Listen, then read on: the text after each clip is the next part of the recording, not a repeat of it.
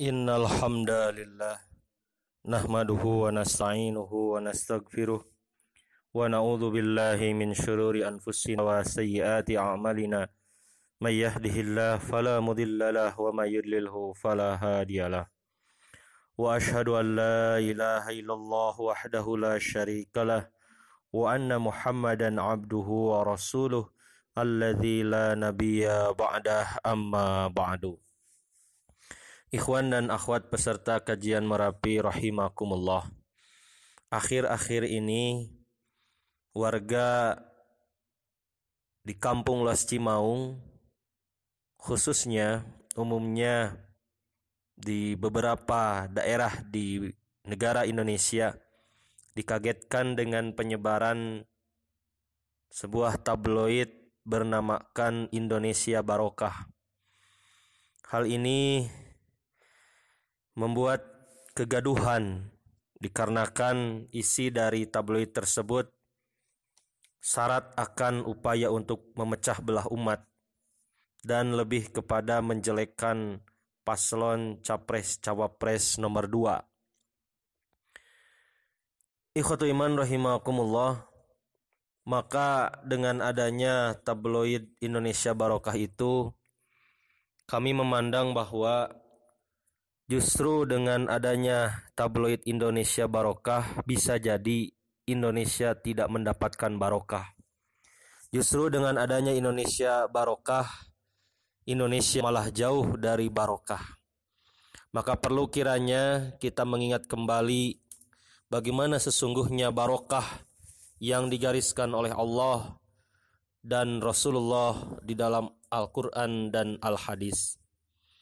Ikhwatiman rahimakumullah, kata barokah adalah bentuk plural atau bentuk jama dari kata barkatun, al-barkatu atau barkah.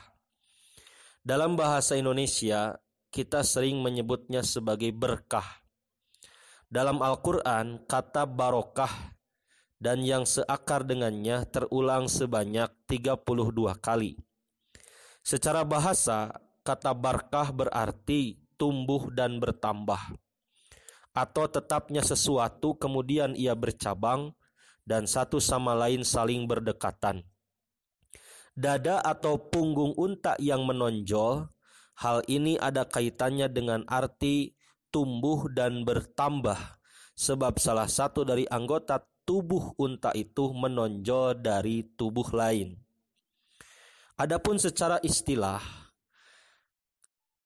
arti dari barokah itu dijelaskan oleh Syekh Ar-Raghib Al-Asbahani dalam kitabnya Al-Mufradat fi Ghoribil Quran, jilid pertama halaman 44.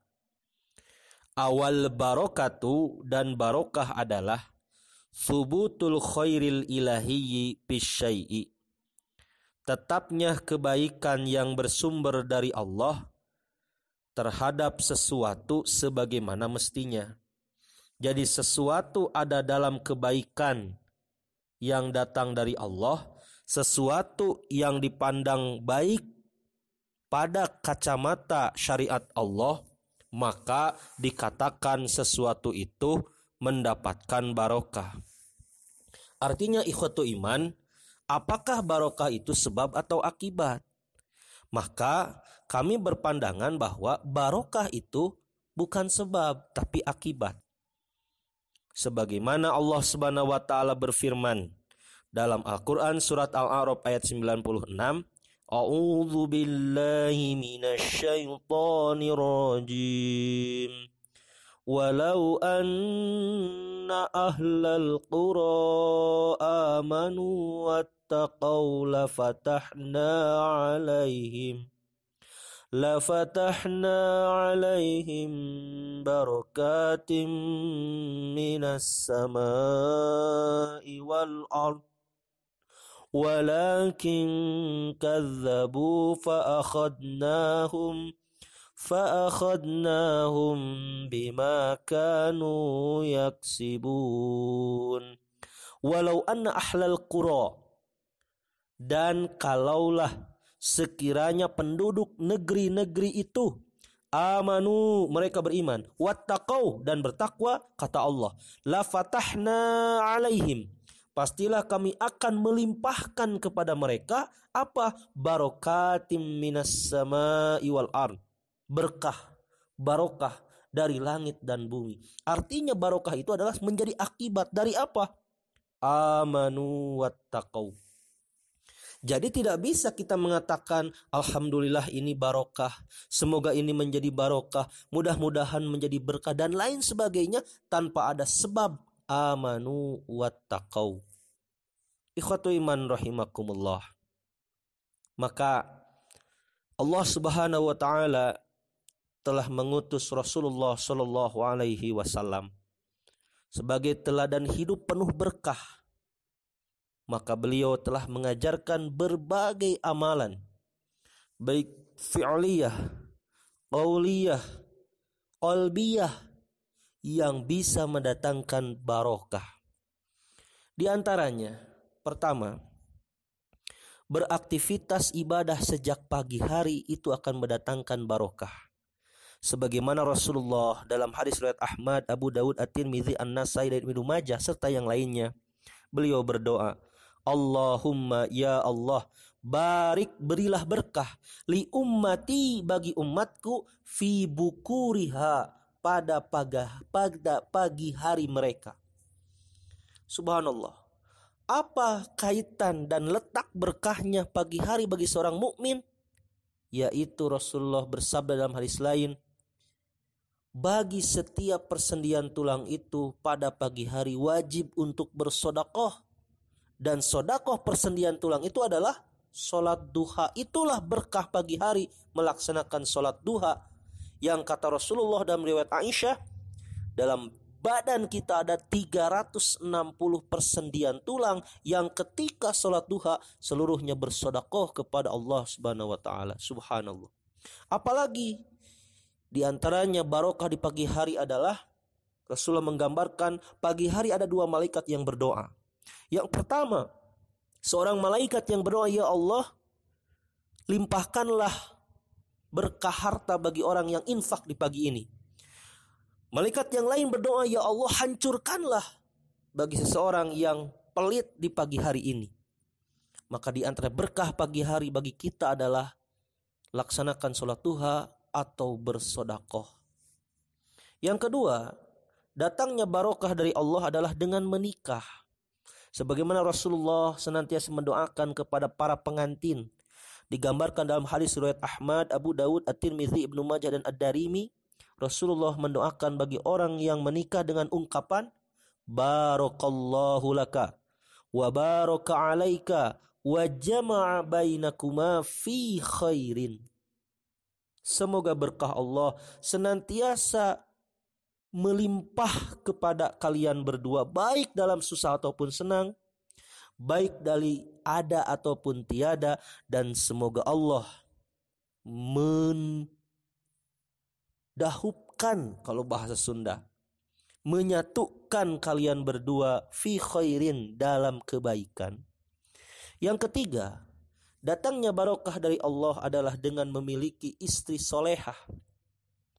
Ketika Usaid bin Khudair berkata kepada Abu Bakar saat Aisyah dirundung hadithul ibki, berita bohong, maka Usaid bin Khudair berkata kepada Abu Bakar, tidaklah Aisyah kecuali awal dari keberkahan keluargamu, wahai Abu Bakar. Satu iman, di antara berkahnya Aisyah adalah Aisyah menjadi pintu ilmu bagi kita semua. Yang ketiga, itulah berkah akan datang ketika kita para jombloan memilih calon istri solihah, yang solihah. Dan saat kita yang telah menikah berusaha untuk menjadi pemimpin yang soleh, mendidik para istri agar menjadi solihah. Berkahlah rumah tangga kita.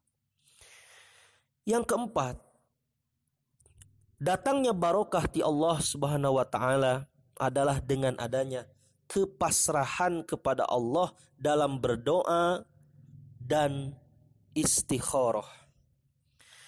Dalam penggalan doa istikharah, ada doa kepada Allah. Allahumma, ya Allah, in kunta ta'lamu, jika yang engkau ketahui, anna hadzal amro, bahwa urusan ini khairun li, baik bagiku, fi dini, dalam agamaku, wa ma'ashi, dalam kehidupanku, wa akibati amri, dan dalam kesudahan urusanku ini, wa ajilihi, baik di waktu dekat ataupun di masa yang akan datang, faqdurhu li, maka takdirkanlah ini buatku, wa yassirhu li, dan mudahkanlah urusan ini bagiku, summa barik li fih, kemudian berikanlah berkahku dalam urusanku itu. Artinya, pintu berkah yang keempat adalah kepasrahan kepada Allah dalam segala urusan. Para ulama mengatakan bahwa dalam berdoa kita tidak boleh memaksa, tapi senantiasa kita pasrah kepada Allah. Ya Allah, jika ini baik bagiku, semoga Engkau melancarkannya, memberkahinya. Tapi jika ini tidak baik bagiku, berilah yang terbaik sebagai penggantinya, dan tetaplah berkah bagiku darimu. Ikhwatu iman rahimakumullah, inilah 4 pintu berkah yang akan datang saat kita melaksanakannya. Pertama, beraktivitas ibadah sejak pagi hari. Yang kedua, menikah, sumber berkah. Yang ketiga, istri solihah, pintu berkah. Yang keempat, pasrah kepada Allah dalam doa dan istikharah akan mendatangkan berkah. Insyaallah pada kajian selanjutnya kita akan sebutkan pintu berkah yang kelima sampai pintu berkah-berkah yang lainnya. Untuk sementara demikian yang dapat disampaikan. Semoga Indonesia berkah, bukan dengan hanya tabloid berkah, bukan hanya tabloid Indonesia barokah, tapi Indonesia barokah dengan di atas sunnah. Aqulu qawli hadza wastaghfirullaha li wa lakum. Wassalamualaikum warahmatullahi wabarakatuh.